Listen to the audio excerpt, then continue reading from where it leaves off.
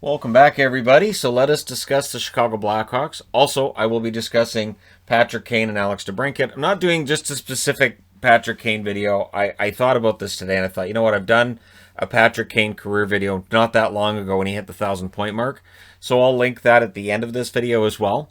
And let's discuss the Chicago Blackhawks, and we will take a look at Kane, just not specifically in his own video. So the Hawks started the season 0-3, which was expected. They're in Tampa Bay. They get destroyed 5-1 and 5-2. Nothing unusual there. Colin Delia doesn't work. Malcolm Subban doesn't work. And then they go to Florida. They lose 5-2 at Florida. Nothing's working. They've been outscored 15-5 after their first 3 games. This is just the kind of disaster we expected with Chicago. They didn't have goaltenders. They announced basically before the season, well, we may have to do some kind of a rebuild. There was all these discussions of whether or not Taves was happy, whether or not the core was happy about the changes made to the team in the offseason, where they traded Brandon Saad, that kind of thing. And then, what do you know? Things turn around. And that's after Doc gets hurt at the World Juniors without even playing, that much to get hurt. And, Jonathan Taves hasn't been in the lineup at all this year. None. And there's no word on when he comes back. So, everything was a disaster for Chicago before it began. So, them not winning a game in their first 4 was kind of expected. Then they won 2 at home against Detroit. Kind of expected, right? Because Detroit's in their rebuild. They're more in the throes of the rebuild than Chicago is. Then Chicago goes to Nashville. They lost in overtime, and then they lost in a shootout. So again, they're close. They're playing well, but they're losing. They're still losing games. And then they were at home against Columbus. They had a loss in the first game, and they won the next game. So things seem to be getting a little better. But it was at home against Carolina that things really started to turn around. First, they had a shootout loss in that first game. And then in the second one, they win that game. So this is where Chicago really genuinely starts to look better. And every week in my power rankings, they've moved up so far this year. And you can kind of see why. They go to Dallas. They had 2 wins in overtime. That was, for me as a Dallas fan, frustrating to watch because Dallas just didn't have the finish needed. And for Chicago, they did. And they had the goaltending needed as well. Then they were at home against Columbus again. They had a loss in the first game and then an overtime win in the next one. Now, I'm just going to say straight out, too, that I always see people diminishing overtime wins during the regular season, which is fine, but that's only a tiebreaker if you need it at the end of the year. And I think overtime wins are important too. I think seeing that a team performs well 3-on-3 is cool. I still think that's a good result. Shootout wins, I treat those like ties, sure, but overtime wins are still wins. Because I see a lot of, that team's winning, but they're all in overtime, so they're not very good. But those are key games, so those are key moments. Your team loses in overtime, you don't go, well, yeah, but it was just an overtime. You get mad a lot of the time, don't you? You don't? Really? Are you like me? Is it just hollow inside and dead? Okay. So after the overtime win against Columbus, they then had an overtime win at Detroit, and then they won the next one in regulation. Then they had 1 game at Carolina, and they lost that. So again, they need to show they can beat the really good teams. I agree. Then they go to Columbus. They have a shootout win and a win. So that's 2 wins in a row right there. That's 4 wins out of 5. Then, most recently, at home against Detroit, they lost the first game and they won the next one. The question that gets asked is, so is Chicago good or are they not? And the answer so far is maybe. So you've got Columbus here is 6. 6 games are against Columbus. Now, the fact that they've got a very good record against Columbus is important because when we get to the standings, if you look by points, Columbus is 5th. They are 7 points back of the Chicago Blackhawks. Right now, Chicago's 3rd in the division, but they're only 1 point ahead of Carolina, and Carolina has 3 games in hand because right now the scheduling is really all over the place. If you look by winning percentage, they have a .609 winning percentage, which is 4th best in the Central, and Dallas is 5th with a .500 record, and they've got 7 games in hand on Chicago. So for Dallas, a team that's only played against Chicago twice, Chicago could be very, very important.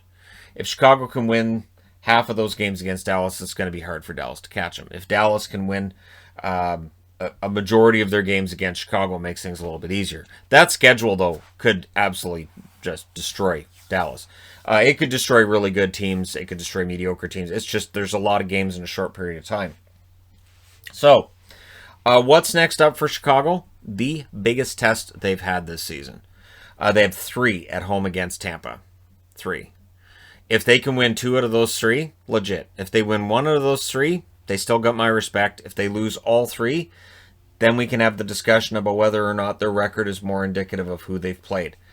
They've got 6 against Detroit. They've got 6 against Columbus. They've got 2 against Nashville. They lost both of those. They got points in them, though. And so they have played against the lower-ranked teams in the division plenty of times. They've got their points against them, though, and that's the key thing, is that anytime we look at a regular season, and this is 82 games, those teams that rack up those points at the start of the year very often are the ones that have that cushion that allow them to make the playoffs at the end of it. So after those 3 at home against Tampa, they then have 2 in Dallas, which are key games for both teams. Then they have 2 in Florida, 2 in Tampa, and then 2 at home against Florida. So how real Chicago is will be revealed by these next 11 games. If after these 11 games, let's say they go 5-5-1, they're legit. If they go 2-8-1, that's problematic. Their dreams of playoffs may go up in smoke quickly. But they do have something going for them here, other than just their schedule so far. Patrick Kane is back. Patrick Kane is on a mission. And he seems to do this every other year. So he's 32 years of age. I'm not looking over his entire career in this video. We'll start with 2017-2018. 82 games, 27 goals, 49 assists, 76 points. Respectable totals across the board. And this was during a year where Chicago's down, and there was plenty of talk about Kane and Toews make all this money. Are they going to have to move somebody? What's going to happen? So, the following season, he changes that whole conversation. In 81 games, 44 goals, 66 assists, 110 points, which is 3rd in the league. And then this guy went out and he made a video where he said, yeah, Kane scored way too many points. He's not going to score at that rate again the following season. Never said he wouldn't score fantastically the following season, just not that fantastically.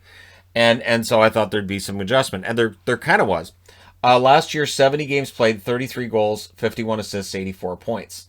So he would have had to have 26 points over the last 11 games to equal his output the year before. So he didn't equal the output the year before. But still, he was 8th in the NHL in scoring. But this season has shown how Patrick Kane can take a team, strap it to his back, and drag it to the playoffs, or at least get them very close. And again, this year, we'll see whether he can get them there. 23 games, 11 goals, 23 assists. He's putting up an assist per game. 34 points, which is 2nd in the National Hockey League. So while everybody's talking about the North and now, there's way too much scoring in the North, so don't pay any attention, Kane, in the Central, doing pretty good for himself. The thing is, again, people will point out, well, yeah, a lot of that's against Columbus and Detroit. We'll see how they do against the real teams. And we will. We will. 5 games against Tampa, 4 games against Florida. We'll have a good idea.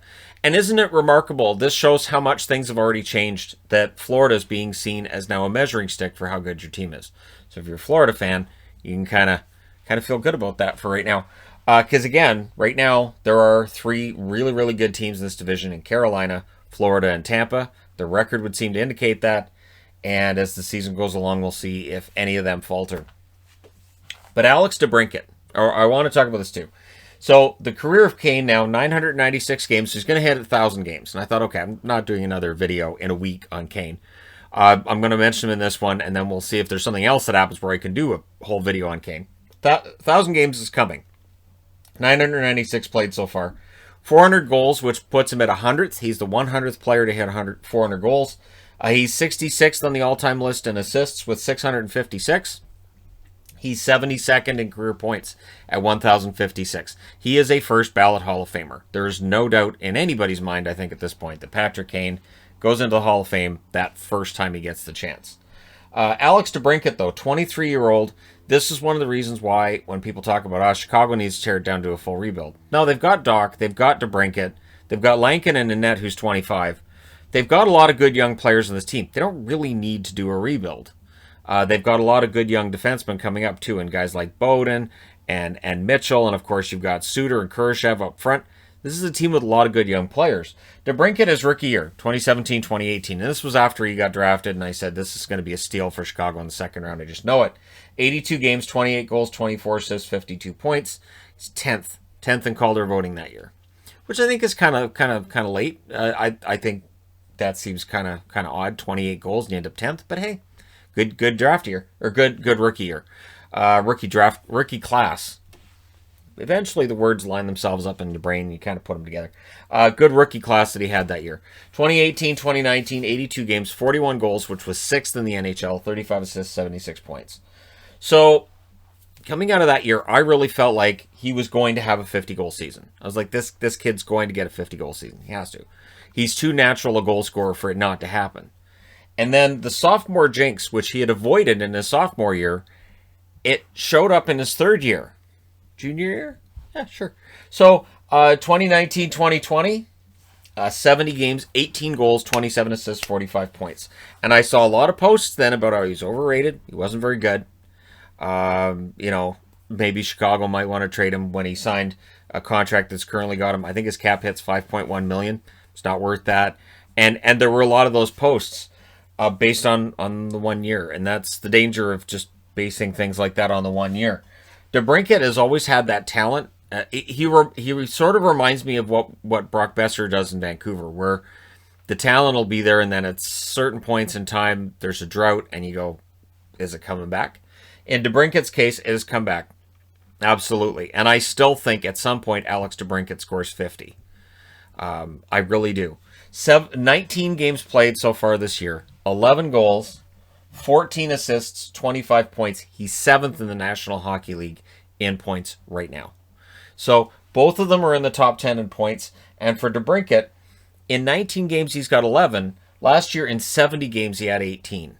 So, yeah, he's back. And it's this remarkable thing that's happened with Kane and DeBrincat together, where they're one of the best duos in the league at a time where it's starting to feel like we've always talked about lines, top lines.